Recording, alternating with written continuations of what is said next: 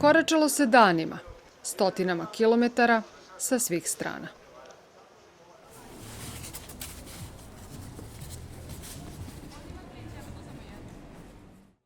Uz mnoštvo slika zagrljaja, žuljeva na nogama, suza, mahanja, ostaće zapamćena još jedna.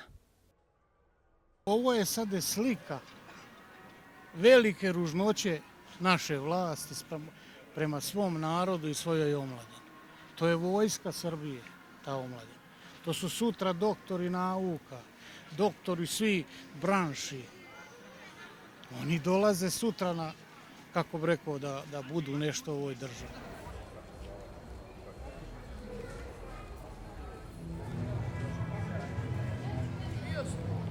Došao sam da vidim ovu sramotu. Ovo nema ni u Ćaćilendu. Kad ne može da se obezbedi normalno da mladost, budućnost ove zemlje bude smeštena najnormalnije i najpristojnije, žao mi je jako.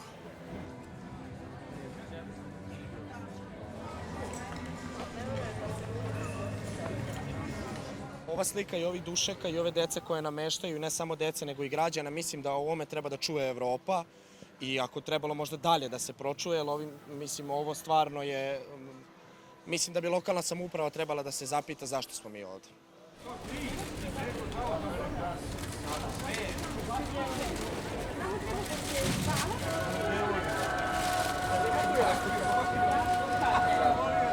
Mi kao studenti i srednjoškolci i sami građani smo više puta uputili e-mail našoj lokalnoj samoupravi ovde u Inđiji. Prvi put smo to uradili 9. ovog meseca. Tada smo dobili odgovor da će tek posle par dana da nam se kaže šta tačno će lokalna samouprava da uradi. Naravno, oni to nisu uradili. Pisali smo 3 ili 4 puta opet naknadno, posle tog prvog puta. Ništa se nije uradilo i lokalna samouprava je na kraju, odnosno opština Inđija je rekla da nema mesta i da nećemo dobiti prostorije za koje smo tražili. Tražili su sportsku halu, 2 osnovne i 2 srednje škole. Nisu dobili ništa od toga. Za većinu studenta i građana koji su peške krenuli za Novi Sad, noćenje su obezbedili meštani Inđije i Stare Pazove. Neki su noć ipak proveli u centru grada.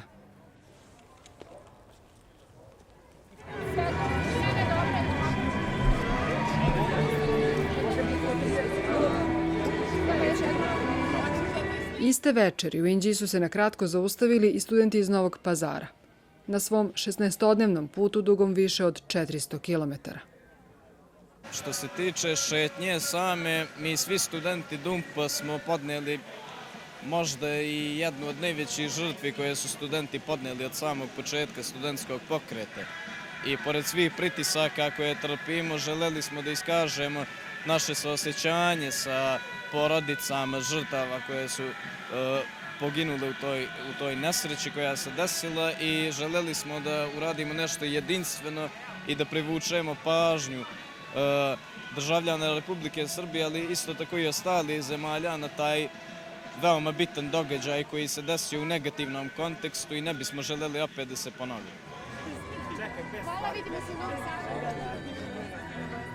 Mi smo jednostavno odlučili za par dana, smo osmislili akciju i krenuli smo na put bez ikakvog oslanjanja specijalnog na logistiku i ostale stvari, a svu podršku i sve ostalo smo dobili od samih tih građana koji su videli koju u stvari mi žrtvu podnosimo i pružili su nam podršku u svakom mogućem smislu. U logističkom smislu, u moralnom smislu, apsolutno su nas maksimalno podržali. I ljudi su videli da se mi borimo za iskrene ciljeve, da imamo iskrene ideale i to je ljudima baš dirljiva, a pogotovo činjenica da smo mi iz Novog Pazara i da smo iz sredine koja se nije pominjala dugo vremena, koja je od režimskih medija prikazivana u lošem kontekstu i ljudi to izuzetno mnogo cene što smo mi uspeli da pokažemo u stvari da se mi ne razlikujemo od drugih, da mi nismo drugačiji od drugih, da smo mi normalan, da smo mi dobar narod koji se bori za pravedne ciljeve i da nećemo da stojimo na strani nepravde. Hvala lepo. Srećan put dalje.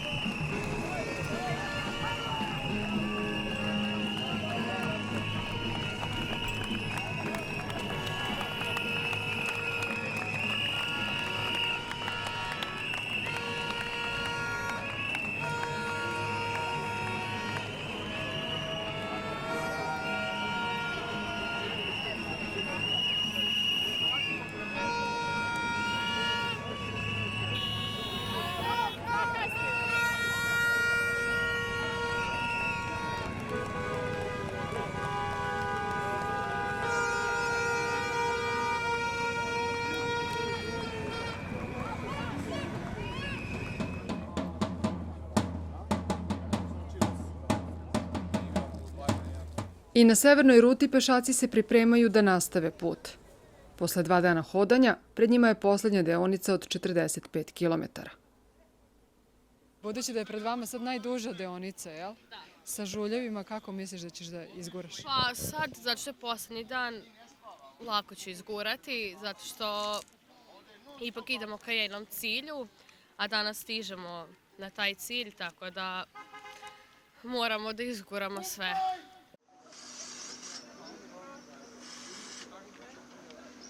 Koliko ste imali posla ovih dana? Pa relativno, deca su sjajna, mislim, ne žele se previše, žuljevi uglavnom, malo oteklih tetiva, malo upaljenih mišića, imamo medikamentoznu terapiju svima, analgeti su tu, magnezijum, imaju ogromnu volju, to je ona terapija koju ja ne mogu da im prepišem. To se sve zaboravi. To praktično kad ulazite u grad, tog momenta prestaju žuljevi, prestaju bolovi, prestaje svaka tegoba.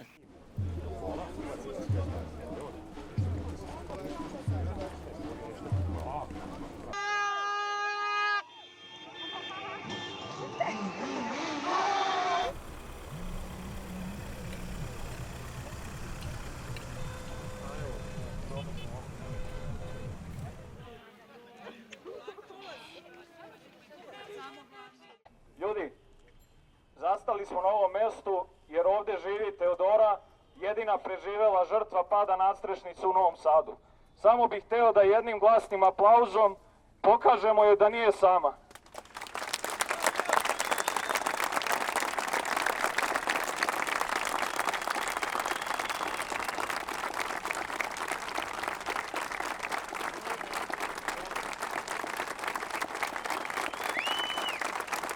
Slobodno aplaudirajte jako jer ona nas sve čuje.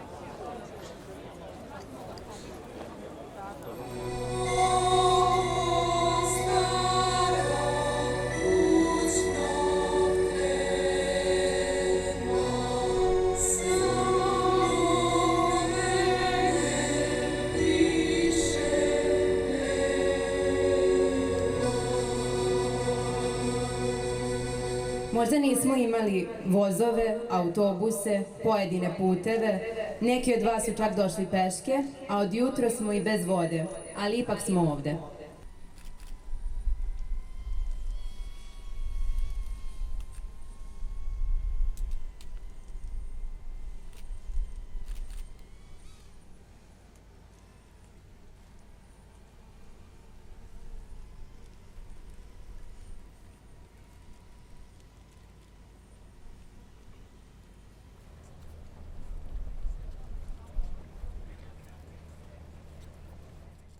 Za Novosađane, ali i za mnoge druge ljude, železnička stanica nekada je bila jedno od najsrećnijih mjesta ovog grada.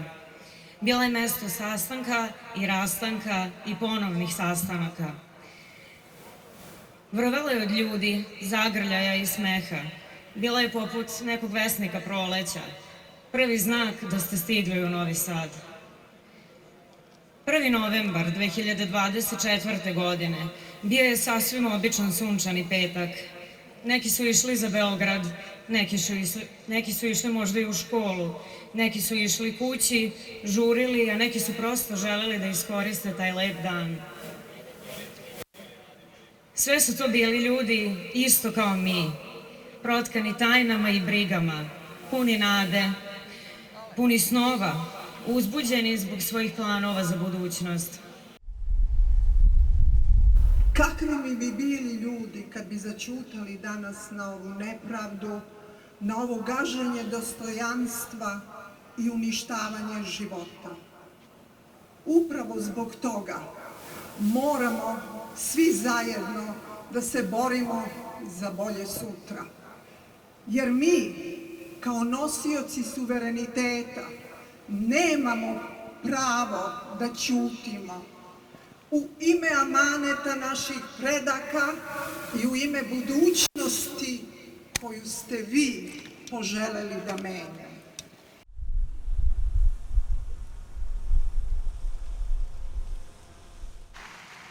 Ovo je moja borba koju moram da dovedem do kraja. Ja ću sada da se ogradim od studenata i od vas, narode. Ja krećem u ovu borbu sama, tako što ću da krenem sa štrajkom glađu. Ja to moram, to je moja obaveza. Ja moram da znam ko je ubio moje dete, ko je ubio 16 ljudi. Mora neko da odgovara za ovo. Tako da ću ja ispred Skupštine grada da štrajkujem glađu, preko puta Ćacilenda. Ljudi, hvala vam za sve, hvala vam za svaku podršku.